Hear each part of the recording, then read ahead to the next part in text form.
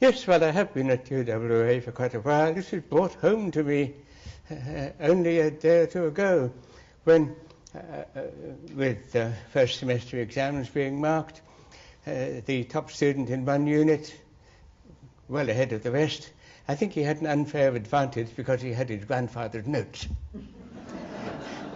Anyway, with Pompeii, I like talking about Pompeii because I've been there a number of times, and two visits in particular were not tourist visits.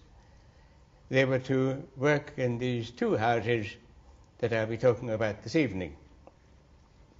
The arrangement was that Sydney University was given permission to put together a team to investigate, first of all, one house, then another, and in the end they investigated and wrote reports on 5 different houses in Pompeii. I was a very minor player. I came along for part of the time in 2 successive years, and I didn't have any big jobs to do.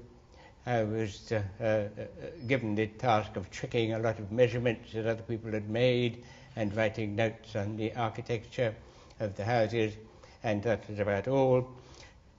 But it meant that I was in these houses day after day and getting a feel for how people might have lived. There was a lot of speculation, of course, because a lot of it is guesswork, but at any rate it was great fun. Now, the historical background I'm sure you know, but there are 2 important points and dates. First of all, in AD 62 there was an earthquake which knocked over a great number of buildings in Pompeii and around that area. And this is something that you will see in the exhibition here, a piece of sculpture or a cast of a piece of sculpture, which is meant to show the earthquake of AD 62. And then there was the eruption of AD 79, which wiped the city out completely. These dates are important for archaeologists and art historians because an awful lot of reconstruction work went on in this period, 62 to 79. And then what was there got frozen until the city was discovered and then excavated in later times. And archaeologists and art historians of the ancient world are always preoccupied with questions of dating. So you can see how wonderful it is whenever there's any sign of any work having been done recently, before the eruption, it must have been done in that 17 to 18 year period. Whoopee, we've got a firmish sort of date for something. So there was the earthquake, and then there was the eruption of Vesuvius. You can see Vesuvius as it is today with the top blown off. This leads people to hope that the same sort of thing will never happen again because pressure can't build up enough. There have been eruptions since the big one, but nothing as bad. And we hope that nothing like that will ever happen at any time in the future. So this is what happened. Vesuvius, as you can see here, blew up, and the wind was slightly west of north and blew a great cloud of stuff out of Vesuvius.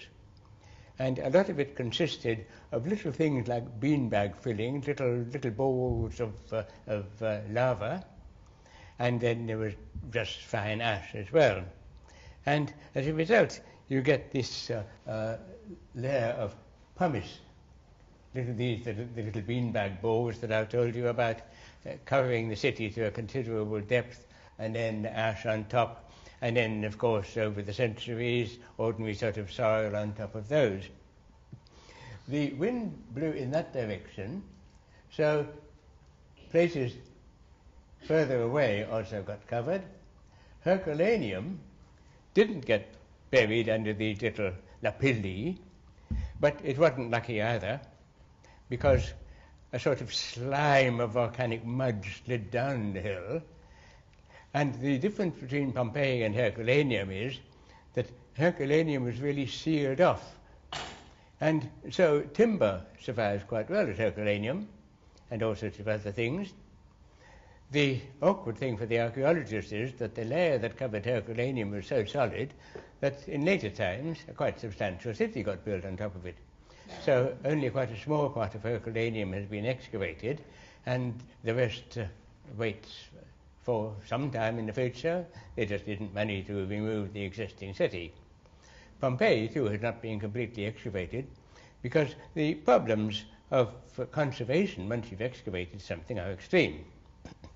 So here we are in a street at Pompeii with the original stone paving and sidewalks, pavements on the side, as you can see, and remains of the buildings, and Vesuvius looming there in the background. The buildings, you will notice, don't present any very pretty aspect to the street. These were actually mostly houses, dwellings, but in the ancient world, you didn't have a nice picture window looking out onto the street. In fact, you were pretty careful in a place like Pompeii about having any sort of window at ground level anyway. You had a good stout door that you could bar, and then your rooms were lit from the inside courtyards, rather than giving any sort of burglar an opportunity to get in. This is the plan of Pompeii with city walls around it, and we can identify the different areas, the different administrative areas or regions as they were called, from things that are painted up on the walls. If you have a graffito on a wall that says Reggio with a number, then you know you're in that particular district. And you will notice that some patches are just blank. They don't have any streets marked out on them. That's because they're areas that haven't been excavated and probably won't be excavated at any time in the immediate future. The budget at the moment, I'm told, is 98% for conservation, 2% for excavation. And the excavation itself is not so much a matter of dig at the moment. They tend to potter around the place and study houses and different other areas and buildings and try to work out how they were used, rather than actually uncovering things, because once you uncover something, then you've got to spend more money to keep it in good condition. I'm going to be talking about two houses now, and this is where, if you don't know already, you will have to learn some of these technical terms to describe the different kinds of room. The old-fashioned Roman or Italian sort of house consisted of a courtyard with rooms around it, and it might or might not have a roof over the courtyard part, but in general in towns it did have a roof, and the roof was important because things sloped inwards and you could collect rainwater there and have a cistern underneath. And we call this sort of thing an atrium. Then from the Greek part of the world, they imported another sort of courtyard, which had columns around it. The style word in Greek means column, so a peristyle is something with a colonnade all around it. It's like a veranda, if you like, but turned inside out in the case of a house. The most important room in a house was called a tablinum, because that was where you kept the writing tablets. It was the house office, and it might also be the master bedroom, so that you could keep your valuables under your bed at night. A lavarium was quite important.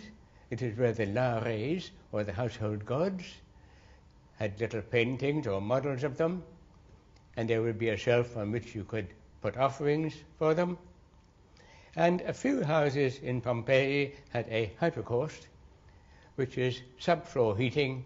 It means that the floor was raised up on brick piers, and then there would be a fireplace area somewhere, and the smoke and heat would be channeled under the floor and up flues in the walls and keep the whole place nice. But Pompeii, being in a relatively warm part of Italy, it's not like Roman Britain, for instance, where this sort of thing is not uncommon in luxury villas. There aren't many rooms in private houses in Pompeii that have this sort of heating. I know of only a couple, and those are bathrooms, where of course is where you want the heat, and otherwise it was abnormal, but I mentioned it just as a general description of what happened with the Roman house. So there was an atrium, an internal courtyard, usually roofed over with a sloping roof which directed rainwater into a pond beneath, which led to a cistern. The tablinum, the office of the house, which might also be the master bedroom. The lavarium, a shelf from which offerings were made to the lares, the protecting deities of the house, and a hypocaust, a raised floor with a furnace which allowed hot air to be circulated for a bathroom or any room which needed heating. Of course, in the public baths at Pompeii, the hypocaust was always going to be part of the arrangements, but pretty rare in private houses in that part of the world. And if you're asking about bathrooms, most houses in Pompeii didn't have a bathroom. You did whatever you did with a bowl of water, and you went out to the public baths if you wanted something more than that. Peristyle, the last one, an internal courtyard surrounded by columns which supported the sloping roof, and again water might be collected from the roof. The water supply arranged in Pompeii goes in 3 stages: wells first of all, then these buildings which collected water in cisterns underground, and then finally, about the time of the first Roman Emperor Augustus, a big aqueduct was built, not for the sake of Pompeii, but because it was going to an area on the north side of the Bay of Naples, a place called Misenum, where there was a big Roman naval establishment with all the warships. And so places on the way got lucky because little side spurs went off from this big aqueduct, and that's how Pompeii got its water at that time, and a few private houses got it, and of course so many public institutions got it. So here we've got a plan of an imaginary Pompeian house.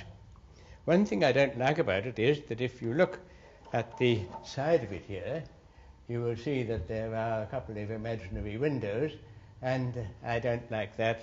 It's not normal. I can't remember seeing houses with windows at street level in Pompeii. That's a bit of an import.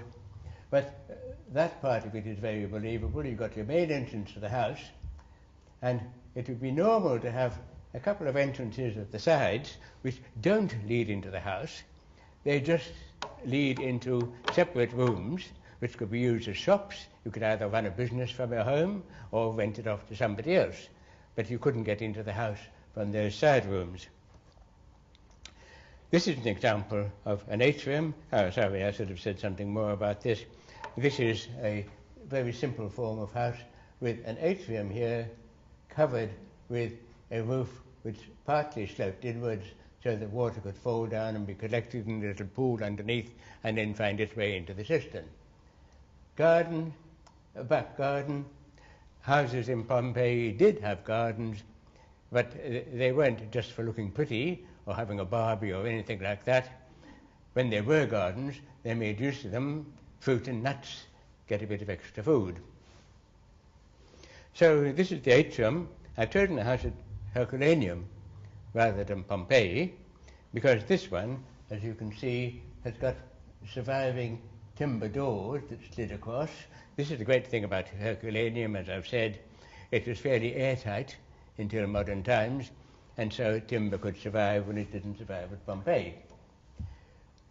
The water from the roof fell into this little pond here, and then there was a hole somewhere, I can't see it on the screen, which led it into the cistern below, except that some would stay there to give a nice pretty effect.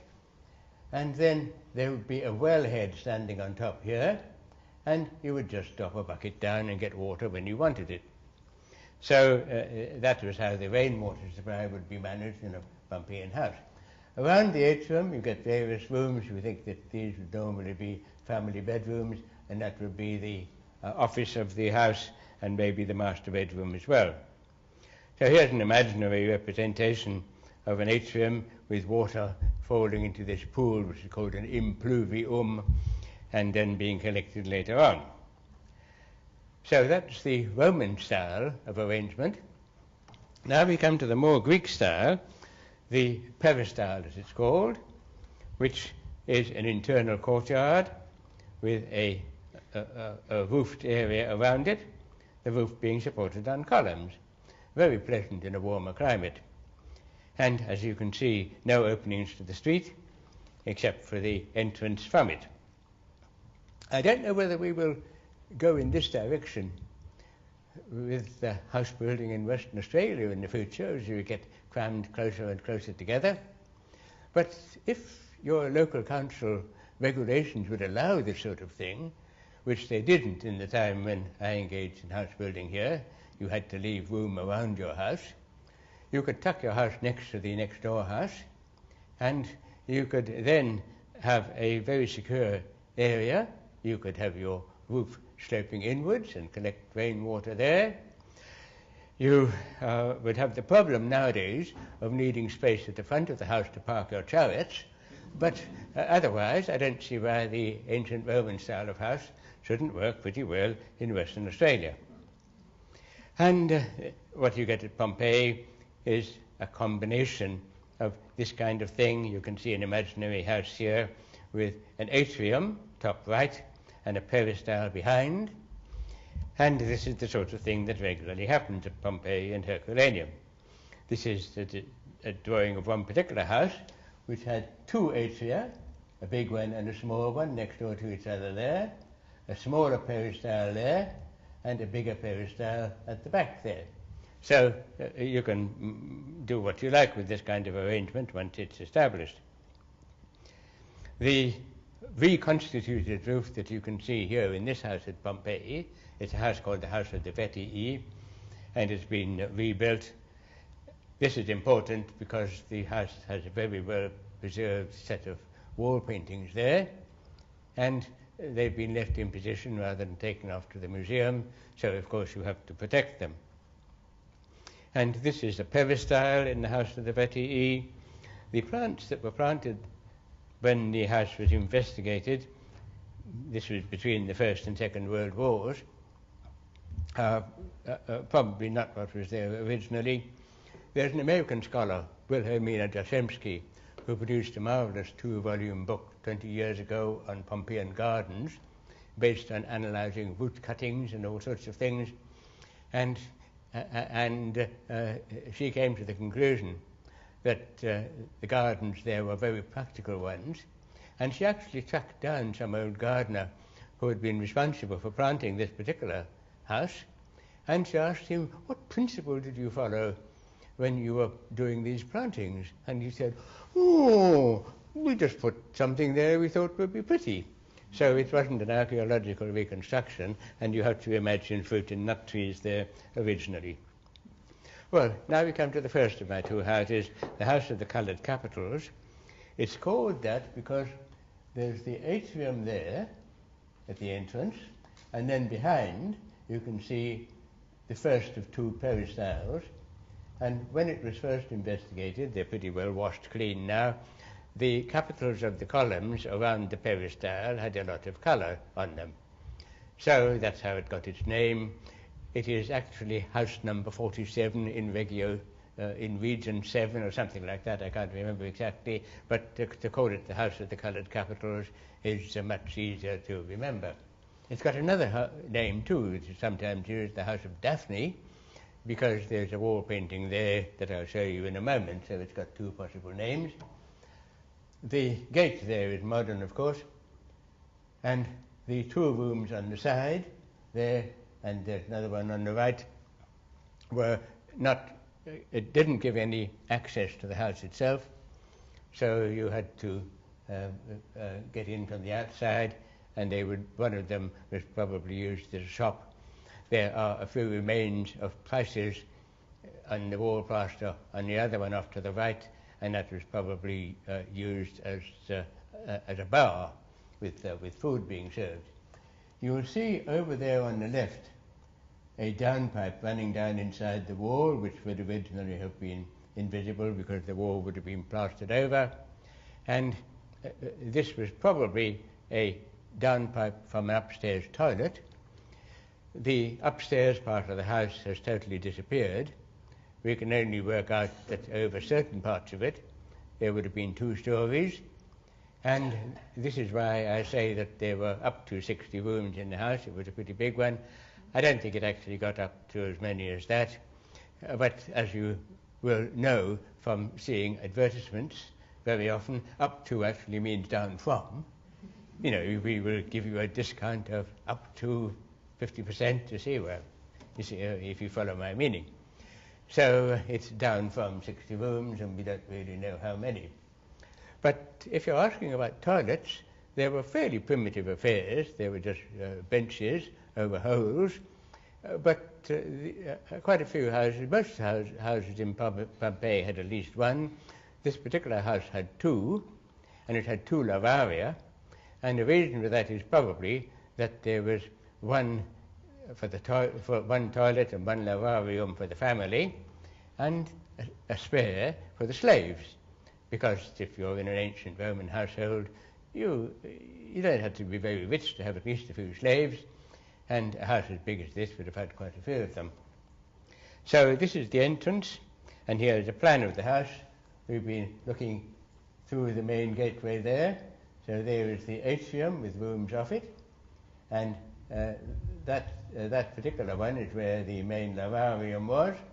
Then there was the tablinum, then there was the first peristyle, then there was another peristyle at the back, and it had an entrance at the far end. There was a bit of disagreement about the history of the house. I put forward a theory that it consisted of two houses that were joined together. In other words, the owners of one house, when they were able to, bought the second house, then knocked down a few walls and joined the things together. Other people thought, no, it is probably all built in one hit. I can't go into the details. But it must have been a pretty prosperous family, because there were various connections between this house and the house next door, which I haven't got a plan of. And it looks as if they ended up owning both of them. And what is this, an extended family? Well, probably we think it is a combination of extended family and some sort of commercial operation going on. For instance, in that room there was a sort of little wall going across the middle of the room, which turned one end of it into a tank, which you think was probably used for processing wool, which was big business at Pompeii. So it wasn't just a family home, it was more than that. The door, as I said, this is a door from a house in Herculaneum as it was discovered, with a capacity for barring it at nights, because although there were some watch or guards at night in a city like Pompeii, there wasn't anything very much to protect you if things went wrong at nights, so you had to look after yourself to a great extent. Off to the side, of one side of the atrium, this was originally two rooms. You can see where a wall that had really tumbled down has been completely removed there, so that's room 1 and that's room 2. And these big holes in the walls are beams that supported a ceiling for the upper story. And the ceilings would have been pretty low downstairs, but then you had to remember that by ancient standards I'd be a fairly tall Pompeian, and so you didn't have to have your ceilings all that high. The opposite side of the atrium has this room with a lavarium in it, and that's what that little bench originally was. You would have some statues of the Lares on that, and then you would make your little offerings of one kind or another and leave them there, just so that they would protect the house. The painting in the middle shows Apollo and Daphne. I'll show a blow-up of it in a moment. But first of all, look at the plan of the wall. It's divided into 9 after a fashion. There's 2 verticals there, a horizontal line there, a horizontal line there, and then an upper part of the wall that you can't see. It's what you might call a noughts and crosses arrangement. And this is absolutely typical of the late stages of wall painting at Pompeii before the final eruption. It's what you call a 4th style of wall painting. And the fact that so many things at Pompeii can be dated between AD 62 and AD 79 is really important in this respect. Yes, well, let's have a look at the wall painting. When you look at the perspective of the figures, you can see that the artist wasn't one of the greatest artists in the world. He wasn't terribly good. But then Pompeii was where the grade 2 artists might get jobs as opposed to going up to Rome. And what it's showing is Apollo, who is chasing a nymph called Daphne, and she prays to her father, who's a river god, and she's protected, and she is turned into a laurel or bay leaf bush, which, since Apollo is straight, is much less interesting. And you can see just off the top of her head a little sprig is sprouting, so that's Daphne being turned into Apollo. And Daphne is actually the Greek for a laurel or bay bush. So that's where the story comes from, and that's how the house got its name. On one side of this, there's a little staircase going up, and that's just another reason for saying that it was a two-story house, at least in this part. And just inside there, there's a little hole in the wall, and it seems to be deliberately made, not something that's fallen out. And when we were looking at that, we were wondering why it was there, and then somebody had the bright idea. Of course, that's where you put your nightlight, because to go upstairs in the dark, there wouldn't be any electric lighting or anything like that, so this is where the slaves would leave a little oil lamp, and then you could totter up the stairs to bed. Back to the plan of the house again, and we move on to the middle now, the peristyle, and on the right you can see a room which originally had a shape that was angled at the end. On the right here, this is the street, and you can see something in here. What they did was to build this little apse, as it's called, the curved end there, with a little niche in which a statue could be placed. It's not there now. And then when you go outside and have a look, there's a little cooking bench in there. So that was a fast food place where somebody could work and sell food to people passing in the street. Probably they ran it from their own building, but then of course they could have rented it out to someone else. So we're now in this middle section with this peristyle. This peristyle has a tank in the middle of it, and it's also got a cistern underneath. And you can see at the back there we are, the wellhead, which was where you collected the water from the cistern. The columns seem to have been redone, because you can see a mortar rendering over the lower parts of them. This happened in a number of cases at Pompeii, and we think that what happened was that they got these columns in. Maybe they were being reused from some other building, or maybe they were original.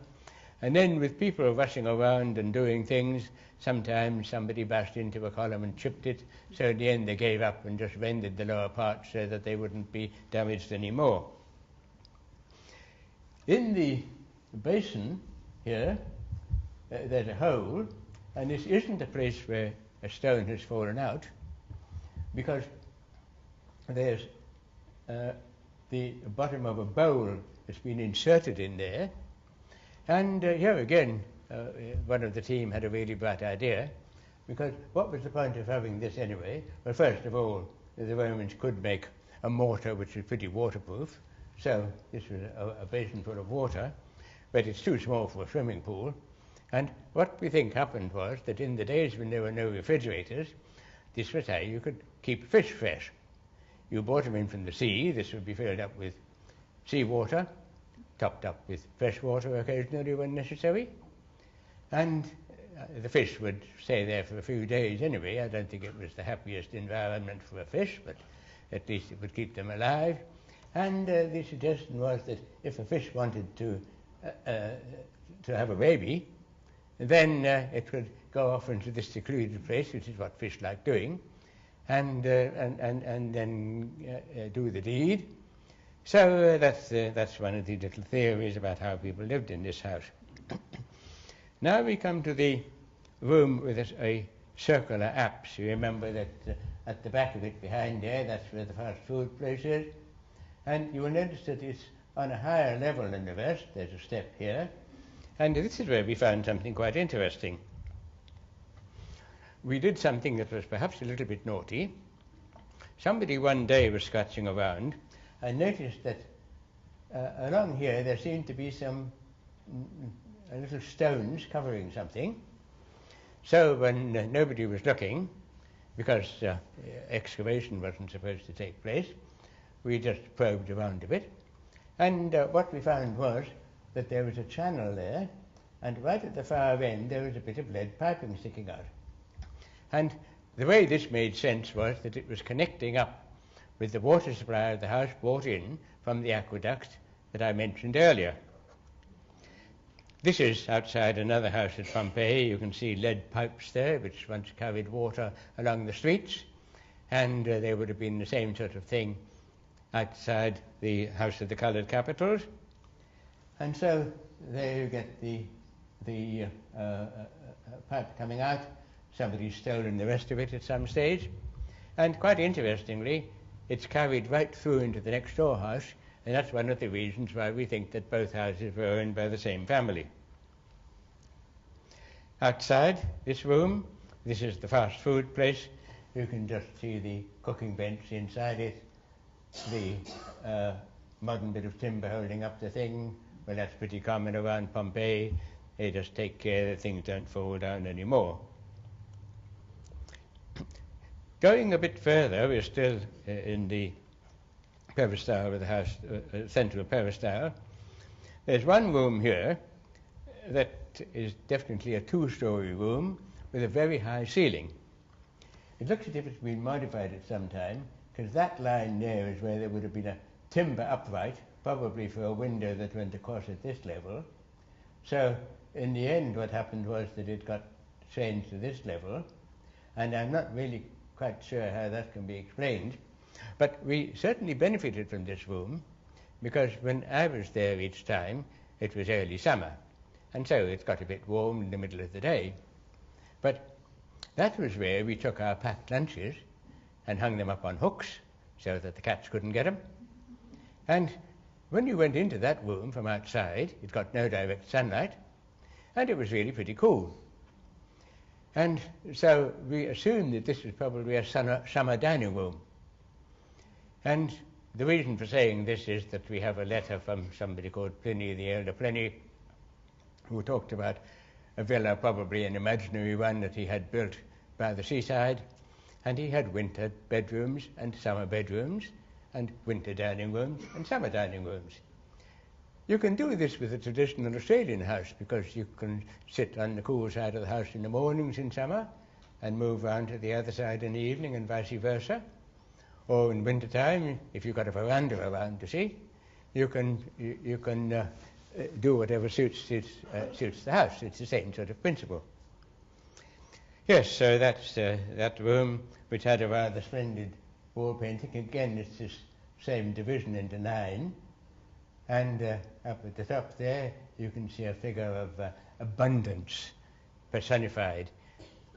That's what that figure means. The thing it's holding is a horn of plenty, or cornucopiae.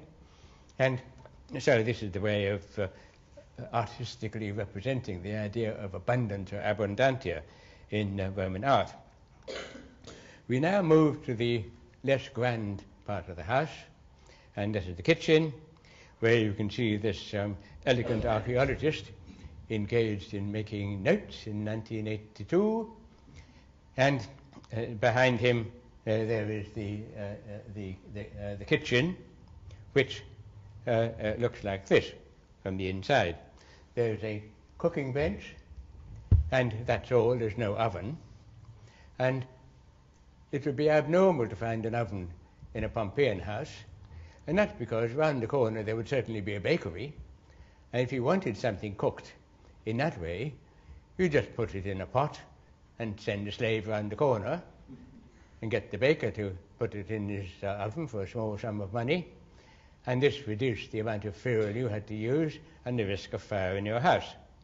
So here from another house at Pompeii, there are the remains of a cooking setup with dishes on trivets, which could have little charcoal fires lit underneath them as required, and that was how you would do most of your cooking.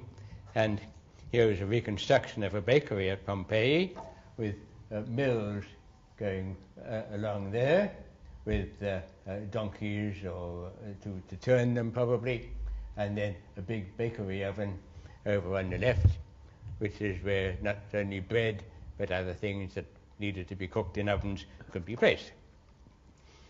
The kitchen was also the slave's toilet, and this is not abnormal in Pompeian houses at all, because there was just the general waste disposal area that we found at the end of it.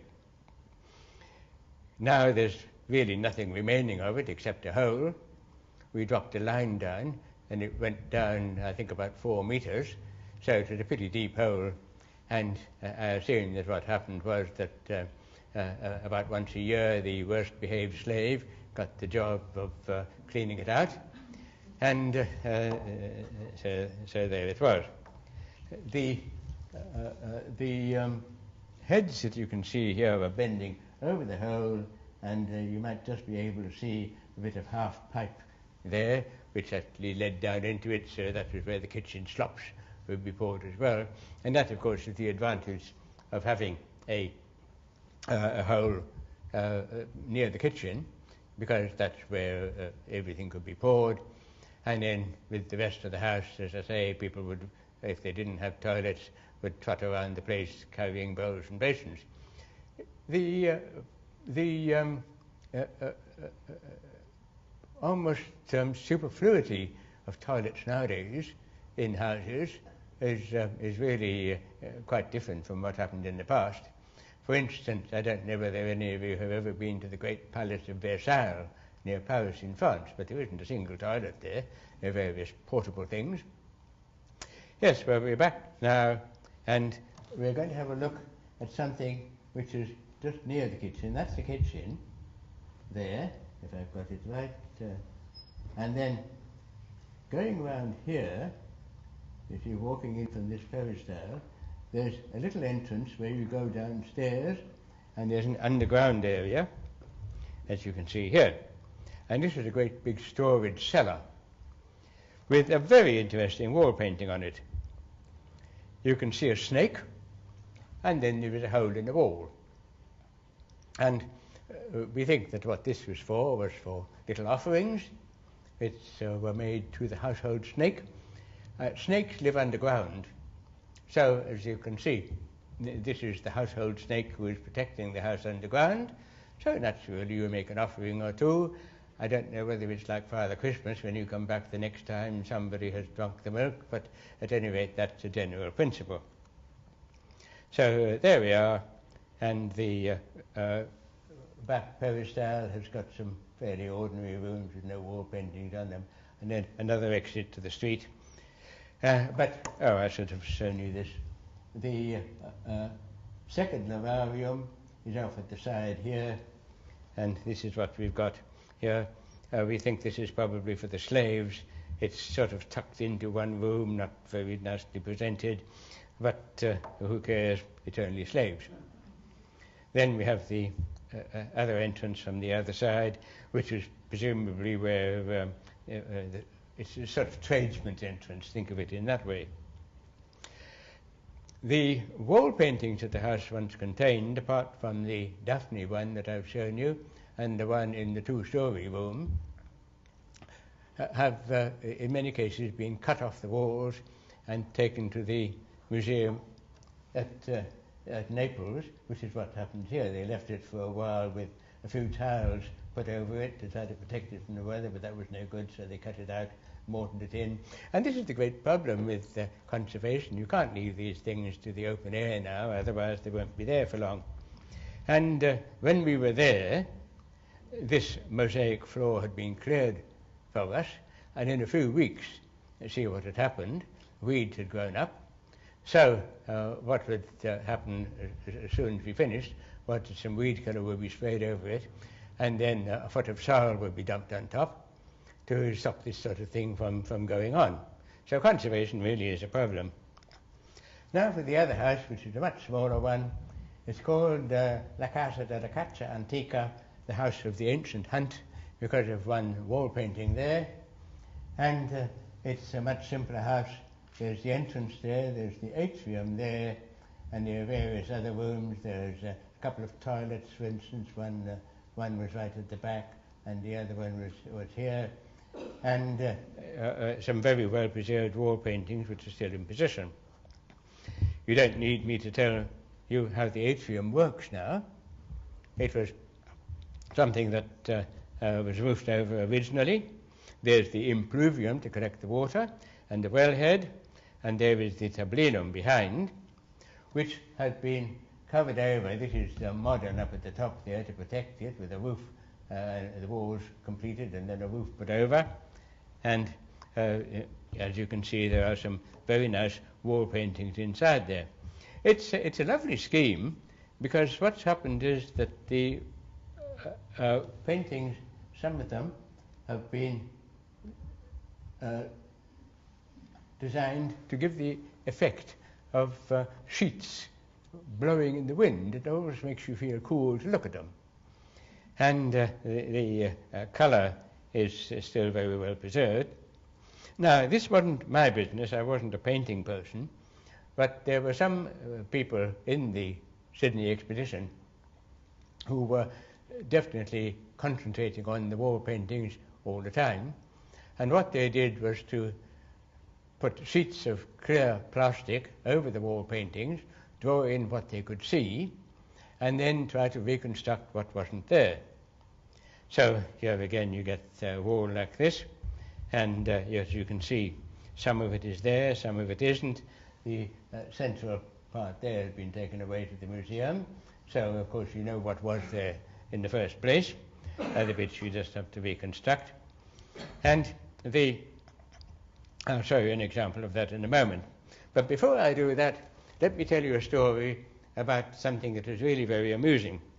The second time I went to Pompeii, a mate of mine who'd just retired from business said he'd like to come along too, and so he joined in. He didn't do very much. He was there just for a holiday, really.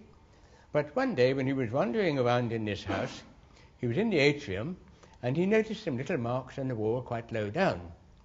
And he said to me, "John, I think somebody's been pushing a coin in here." Now, of course, the plaster was hard and dry, so this could only have happened when the plaster was moist and had just been applied. And he told the professional archaeologists there about this, and they sneered at him. They said, not in so many words perhaps, but their attitude was, "You are merely a businessman. What can you know about these things?" You see? But he was persistent, and he got me to go and get some plasticine from a local shop, and he went and pushed plasticine into various places, and he came up with some impressions. And by gosh, it was a coin. This is not particularly good here, but in the next slide you can see a cast made in reverse from the plasticine impression that he took. And no, sorry, this is yeah, that's right. That's the shape of the coin there. And this is much better. This one's come out really well. You might just be able to see a PAS or something like that there, the letters, and it's a coin of the Emperor Vespasian. Now, Vespasian was emperor between 71 and 79, and we can't say which of his coins this was because it's not clear enough, but at least it's during his reign. So there's clear evidence that this wall was redecorated in the time of the Emperor Vespasian, in other words, for the 8 or 9 years before the final destruction of Pompeii. So coins can be really useful. There's another coin that I haven't got a picture of for you, but you might have come across some mention of it if you're Googling things about the destruction of Pompeii. When you go to this exhibition here, you will see that the official date of the eruption is August the 24th, AD 79. But this is very much in doubt. It's based on a statement in a letter from somebody called the younger Pliny, and the manuscripts of the letter are a bit mixed up. One of them definitely has the date of August the 24th, AD 79, but the other manuscripts have got something that's a bit messy. But the reason why this has been suspected for a long time is for three reasons. The first one is that the bodies that were found there, very often wearing two garments, more than you would really be wearing in August, which is a hot month. And so later in the year seems likely. Then, both at Pompeii and Herculaneum, various bits of fruits and nuts have been discovered, have been preserved, and those are things that wouldn't be in season in August. They're autumn fruits that would have been collected later on. Well, that doesn't really prove anything, but a coin was discovered in a woman's purse, and it was a coin of the Emperor Titus, and among his titles it named him as being commander of the army for the 15th time. Now, this term, imperator, commander of the army, was given to the emperor every time there was a victory won in his name. He didn't actually have to be there fighting himself, but it was done in his name, of course. And we've got evidence that proves that he was emperor for the, imperator for the 14th time until the second week of September in AD 79. We don't know exactly when he became imperator for the 15th time, but it was after September the 8th. So a coin with imp 15 on it has to be September or later, and then it has to take a little time to get down to Pompeii. So October the 23rd, which is the next possible date probably, might actually be the date of the eruption, and we're all waiting to see if any further evidence turns up. Yes, well, here you've got one of the workers in this house of the ancient hunt, who has got plastic spread over it, and she's going to be making drawings of what's there, and then the rest can be filled in. This is the wall that gives the house its name, and as you can see, it's pretty messy. You have to look very carefully, and down at the bottom you can see some wild animals. But this is where other wall paintings help, because there's another house round the corner which has got a very similar wall painting with wild animals being hunted, and so using one you can perhaps reconstruct the other.